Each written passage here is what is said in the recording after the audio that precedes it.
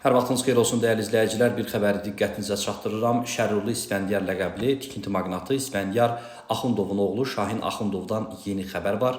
Məlumata görə tikinti maqnatının oğlu Şahin Axundov Baş prokuror yanında korrupsiyaya qarşı mübarizə baş idarəsinin əməkdaşları tərəfindən saxlanılıb.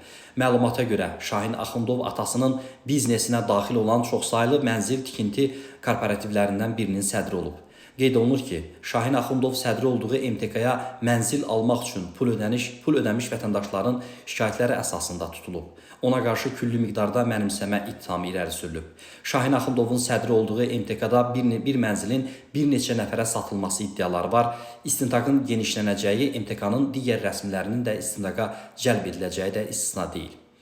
Şahin Axundov bildirək ki, əvvəllər də həbs həyatı yaşayıb, onun adı 20 il öncə böyük bir qalmaqalın mərkəzi fiquru olaraq gündəmə gəlmişdi. O zaman Şahin Axundov Türkiyə səfirliyinin önündə Anar İsmayılovun avtomobilini güllə barana tutmuşdu və o 5 il cəza çəkmişdi.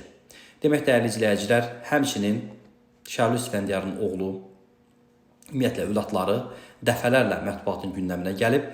Tikinti maqnatının digər oğlu Allahverdi Axundov 650 min manata Lamborghini alması ilə gündəmə gəlmişdi. O zaman Şərurlu İsfəndiyar əvvəlcə xəbəri təksib eləmişdi.